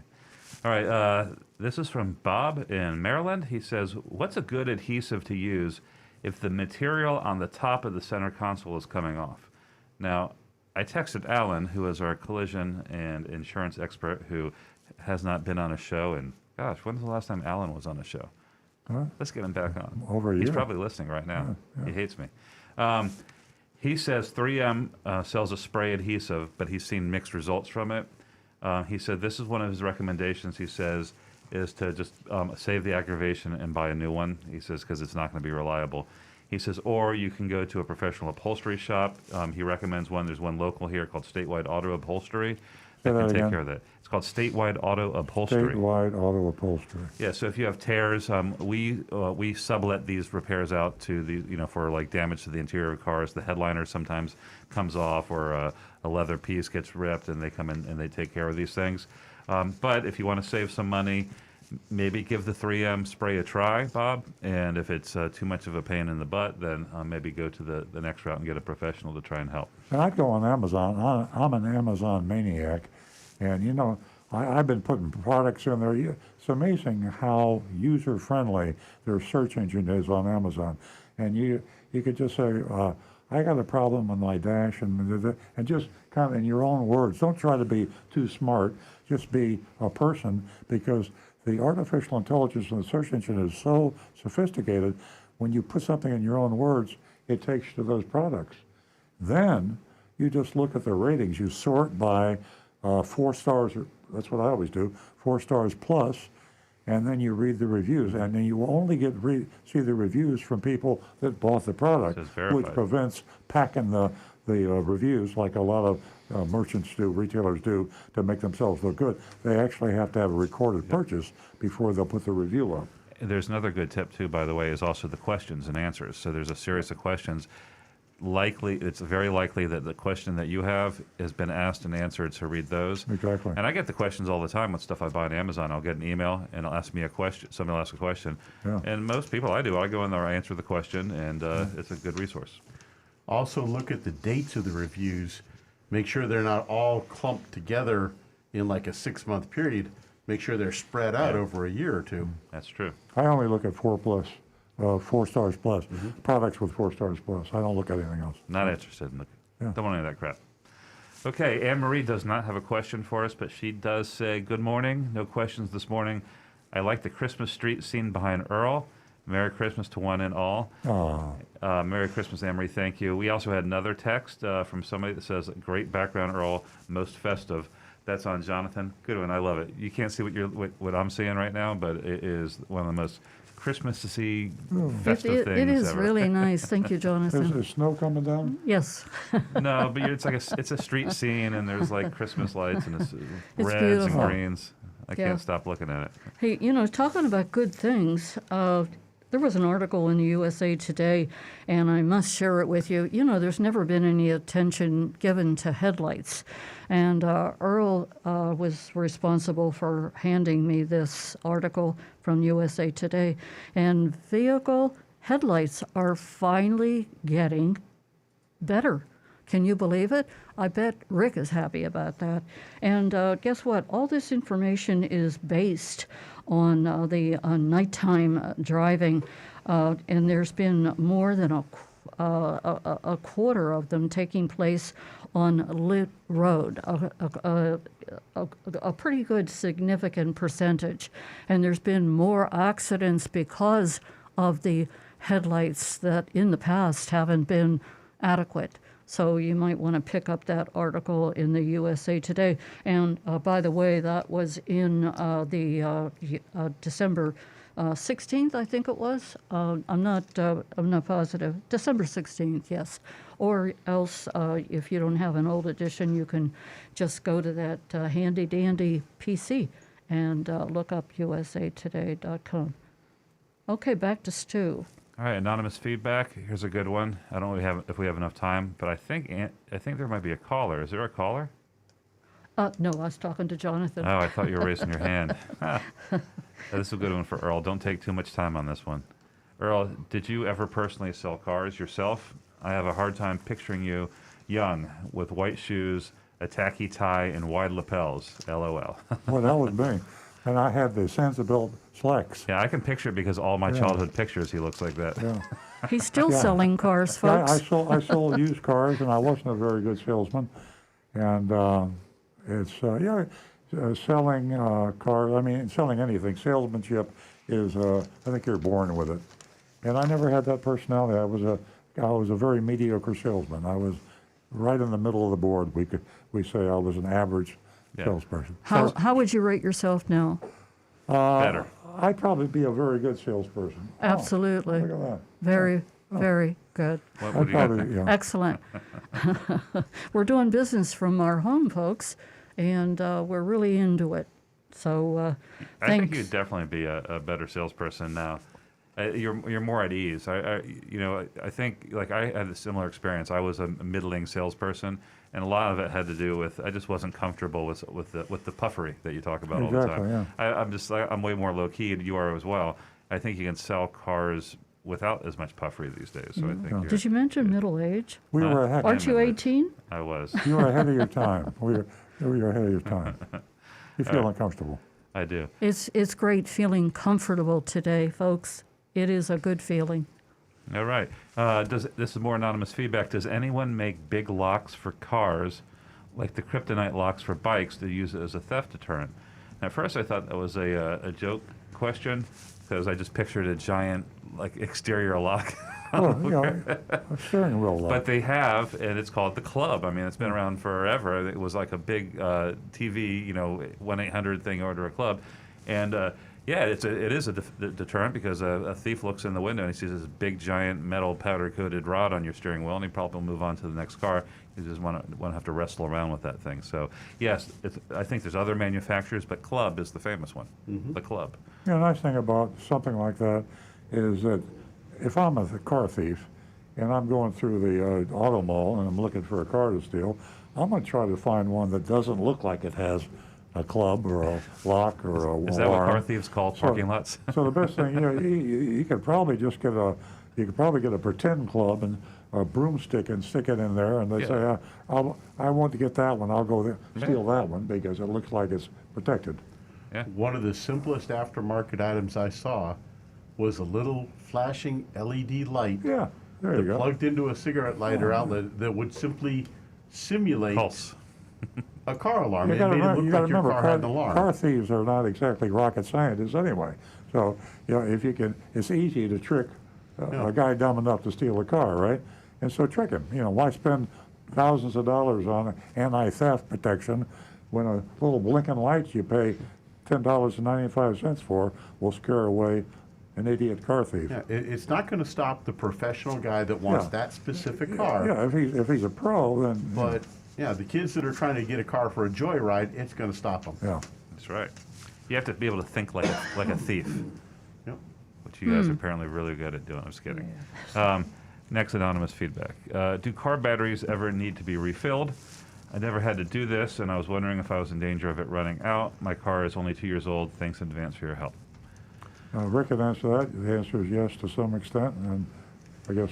If the battery has plastic caps on top, Plastic. then there's like a cap that will just pop up with a little screwdriver, then yes, you should top it up with distilled water, which simple bottled water is good enough. And like our earlier caller said, get an old turkey baster or a simple good sized syringe, get rid of the needle, and just suck up some water and just squirt it down in. How much water do you need to add to a battery? It depends on how low it is. You want to bring it up to where it's about a half an inch to an inch from the top. So a turkey baster works great because you can watch how much is going in there and fill it without making a mess, and try not to overfill it, because remember, the stuff that's coming up out of there is battery acid. Every time I hear the word Turkey baster. Want to have that every acid. time I hear I the was- turkey baster. I was going to set you up for that, Dad. We talked about it earlier, and years ago, I have chronic sinus problems, and I had this great idea many years ago, and I got a turkey baster, and I filled it with salty water, and I shot that up my nose with a turkey baster. It almost killed me. I don't know what it was. I very nearly lost consciousness. Yeah, I And just to stepped show out you for that a moment. I'm not as smart as I sound. I know you think I'm a smart guy. I'm not. Yeah, I was going to set you up for that. I was going to say, these turkey basters are pretty versatile. Earl, have you ever used one for other? I stepped out for a moment, folks. And by the way, when I opened up the front door and came into the apartment, this I saw happened my many, body on the kitchen floor. Earl's hands were bleeding. He had put liquid dish detergent, that stuff you pour in the sink, Let's move along in the here. dishwasher. We're not doing this. We've already done the turkey baster. We don't. And the place was flooded with soap suds. So guess what we did? We took advantage of the bubbles. Thank you for that. Okay. Use your TMI. imagination. Okay, I see by the clock it's 9:38. We can wrap it up really quick. We have just a couple more. Is it possible to install an auxiliary fuel tank in my truck? I would like to extend my driving range. No, because it would be illegal, because the federal government won't let you make your truck unsafe. And they have tanks now that are very, very strictly regulated manufacture and performance, and you can't be adding annex tanks. However, there is one thing you can do if you have a pickup truck. Talk to like Rayside Truck and Trailer, places like that. They have they are legal fuel tanks that can be installed in your truck that will seal properly, and you can then pump that fuel directly into your gas tank to refuel it. I didn't know that. Okay, so it's like extra fuel storage, but it's not connected to Exactly. the system. I got you. All right, the last question we have is a text. it could take the rest of the show up. I'll read it out loud and leave it to you how much you want to answer it. It's a very, very broad question. Please explain the lease return process for me again, and that's from Danny. Be very careful. Seriously, I'll make it quick. Be sure you get a lease inspection, an official lease inspection that the leasing company dictates. Be sure you're present for that lease inspection.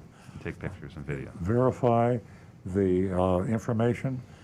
Have them sign off on it. You sign off it. Take pictures to document the condition of your car when you turn it in, including tread depth, odometer, everything about that car that you could possibly be charged for. And one last bit of advice, get all of your information on what you're supposed to do from the leasing company and not the dealer. In some cases, dealers will give you information, but most people who end up getting screwed with extra charges listen to a salesperson, didn't follow the steps that Earl just said, and they wound up getting a big bill a couple of months later. Yeah, and I know I said to make it brief, but we see this as the biggest problem on lease cars. Leasing companies, shame on all of you, including Toyota. They take advantage of people when they turn their cars in. They inflate the cost of above average wear and tear. And you get a bill for $1,000. If you argue, they'll cut it in half. Sometimes they'll take it off. Sometimes they won't. But it's one of the dirty little secrets about leasing companies is they screw you on the return on above average wear and tear. Take advantage of you. Not right. Great information here, ladies and gentlemen. Our Okay, phone we're on a real lines. short of time here. Our phone lines are closed, and we want you to participate with the mystery shopping report. You're important, and the mystery shopping report comes from Coral Springs Nissan, Costco style. So stay tuned. Here is the recovering car dealer. Last week, we took a break from our series of Costco auto program themed mystery shops when we sent Agent Lightning, our female agent, to the west coast of Florida for a visit to Facillo Nissan of Clearwater.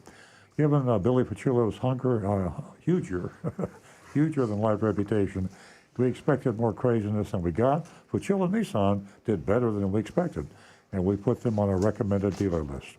Don't get me wrong, we were treated to some old-fashioned bait-and-switch advertising, a huge addendum for a practically worthless dealer install package, and some colorful salesmanship, which was entertaining. But in the end, Facillo Nissan gave Agent Lightning a pretty good price. That surprised everybody. And that's the reason we passed them, really. Another reason we expected a rougher experience last week was because we shopped a Nissan dealership.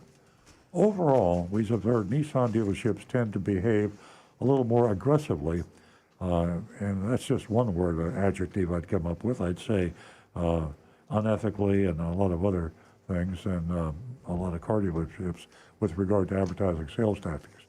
We see this sort of thing in our mystery shopping reports. We've received calls and comments from listeners who call out Nissan dealerships for a poor customer experience.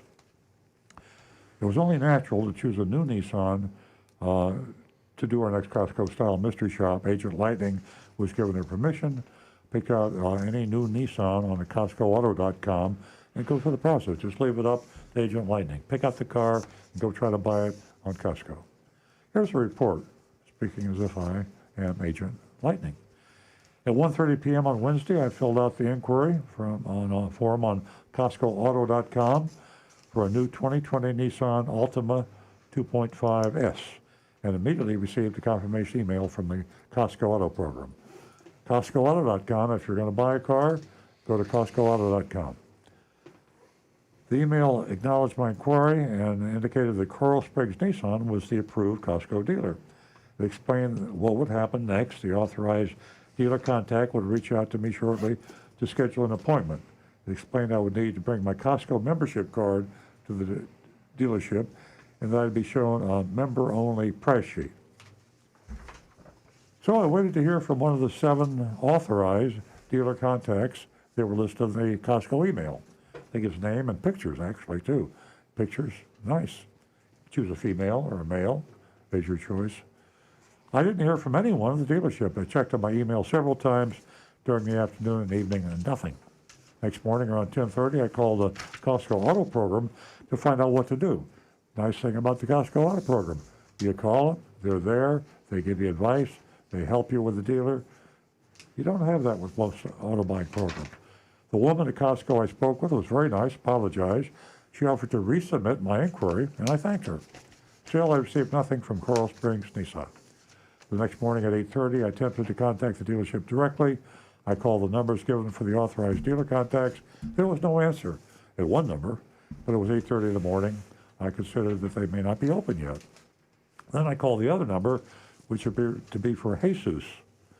Jesus answered and sounded very sleepy. I told him about my Costco inquiry and that I hadn't heard from anyone. I told him I got his number from the Costco response. Jesus said he was sorry, but he was off. He said he called me the next day. So I got Jesus at home on his cell phone, apparently. In bed. I waited a while longer than call the main number again. This time Adam answered. Adam was not one of the authorized contacts, but he said he could help me.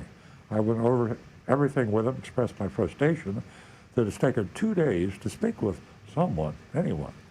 Adam looked at me in their system. I said they did not, and said they did not have an email address for me, but Costco had already said they have it, but he didn't have it. Just the phone number I provided. I gave them a Google Voice number I use for mystery shops. That's a great idea, by the way, Google Voice number. If you want to give a number, they can call you on, but they can't find you. It's just a number you don't normally use. He said they've been calling me for 2 days. I don't believe it. I gave my email address and said someone would get back to me soon with the pricing and information on the 2020 Altima I wanted. I waited for 2 hours, was not contacting Adam as he promised. I called Costco again, and another nice woman told me about my problem. She confirmed. See, I just tried to lick my finger with my mask on. I had to turn the page here. Got it. Oops. Coral Springs Nissan received my inquiry and said they had my correct email address. She did not understand why the deal was not getting back to me and offered to escalate the issue and find another Nissan dealer. I declined, told the woman I would go to Coral Springs. Now, this is in contrast to Al Hendrickson. When we shopped for Costco, bada bing. Immediate response, everything was seamless, everything was efficient in the Costco Auto Program without Hendrickson Toyota. So I believe that Coral Springs Nissan is just kind of a confused, disorganized group of people.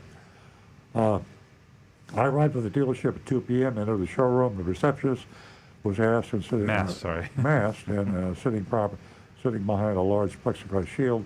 From what I could see, everyone was properly masked. I told the receptionist why I was there, filled her in a little on the difficulty I had getting someone to contact me. She called for Adam, the same guy promised me on the phone that I'd be getting pricing emailed to me. Didn't happen. Adam seemed astonished that I never heard from anyone. He told the receptionist to call a salesperson to come help me. I overheard her telling someone named Shamal to come to the front desk. Shamal came out to greet me. I went through the whole story again. He asked me, led me to a desk, started working on his computer, found my name in the system, then started looking through the inventory. After a while, she groaned. I asked, what's wrong? Shamal said, there was only one 2020 Altima in stock.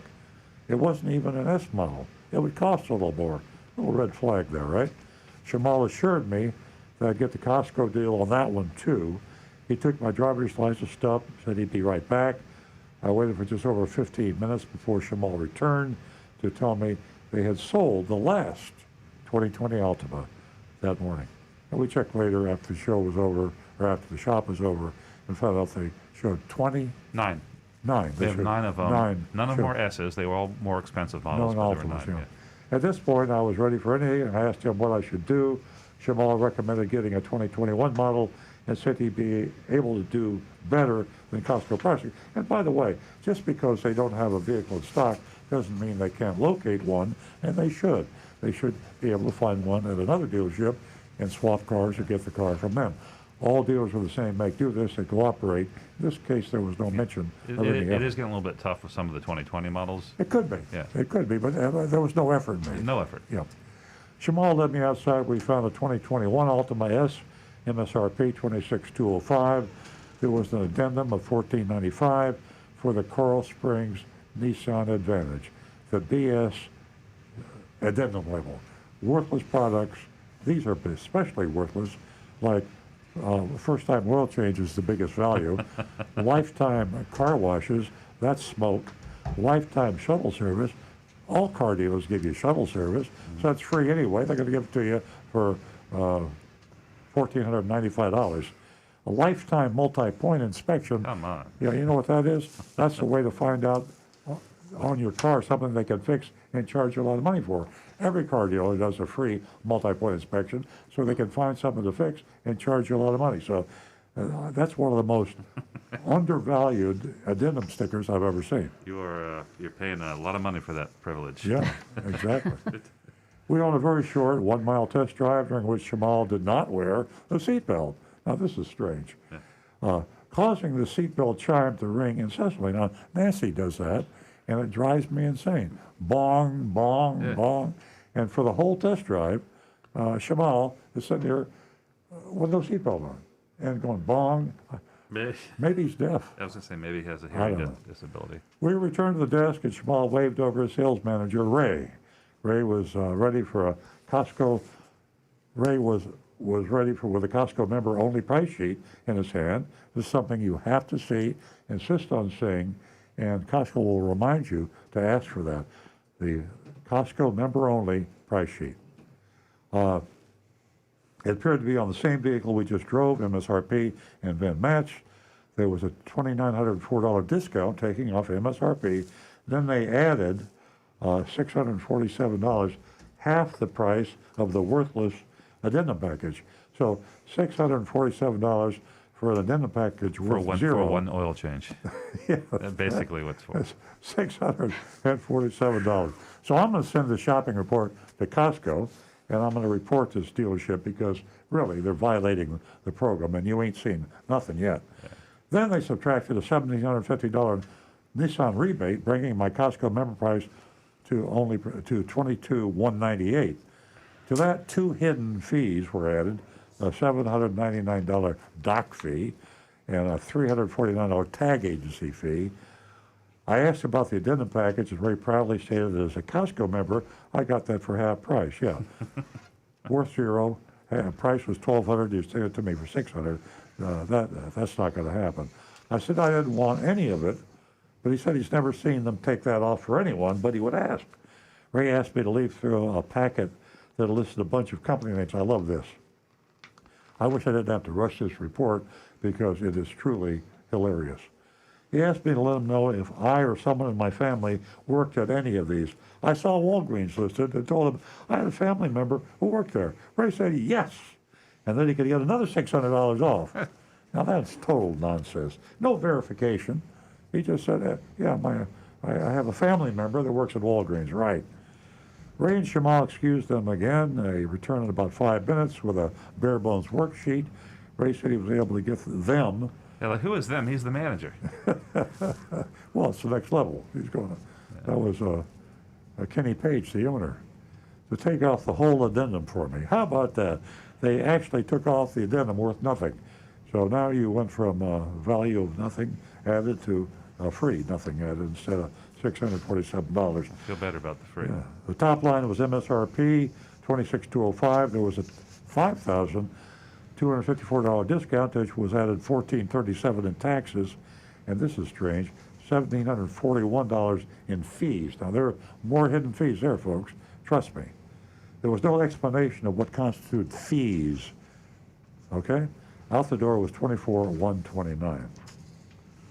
Okay, now I guess the same thing with this very thick report we got here, and I usually don't have this number of pages to turn, but after reviewing the worksheet, Ray informed me that he was authorized to take another $500 off if I bought it right then and there and now. Now listen carefully, because you're going to love this. He said he was a salesman, and salesmen understood that if the customer leaves, they really come back, especially at Coconut Creek Nissan.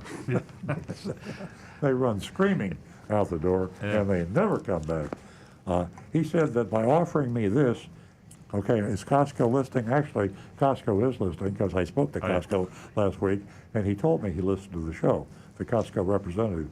So listen carefully. He said that by offering me this extra $500 discount, he was technically breaking the Costco agreement. So we have a confession of breaking the Costco agreement because the Costco price has to be the lowest price.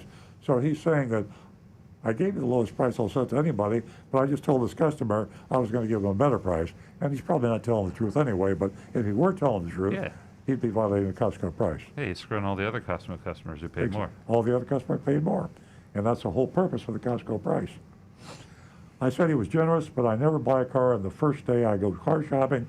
You're also smart. Agent Lightning couldn't have said it better. You never, ever buy a car the same day. I thanked him and I left. Epilogue.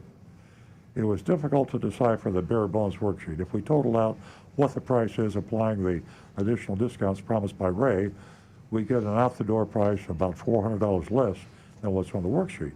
There has to be more hidden fees, as I said earlier, and that $1,741 just said fees. For what it's worth, the last price given to Agent Lightning was about $600 lower than the prices we found on TrueCar for a new 2021 Nissan Altima S. And my last two blogs, or my last recent blogs, said that Costco was the best place program to buy a car, and I said that TrueCar was almost as good. Well, that followed suit here, but that wasn't a bad price. And so, in spite of all the other shenanigans and deception and BS, somehow Agent Lightning came out with a fairly decent price. Yeah. Okay. I'm looking at grades that are coming in. Yeah. We have an F from Jonathan in Wellington, and then over here on Facebook, Linda gives them a what the heck, fat F. And real quick, this is not doing the shopping report, but Anne-Marie did text. She said she read an interview with Colin Powell, General Colin Powell, who did the exact same thing you did with the dishwasher, put dish soap in it, and flooded their kitchen with soap. So you're in good company with the former chairman of the Joint Chiefs of Staff and Secretary of State. Oh, thank you. All right, so I'm going to give him. We got the Fs are coming in. You know what? I'm done with the curve. F. Oh boy, Stu hadn't thrown out an F in a long time. No. I don't like them. So F from me. Okay. Move on. Move on.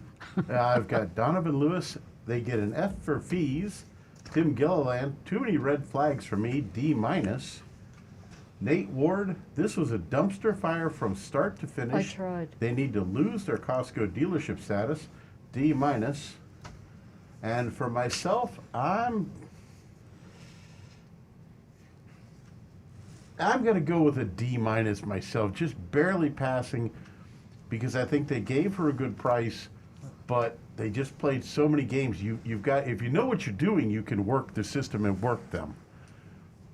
Missy? F.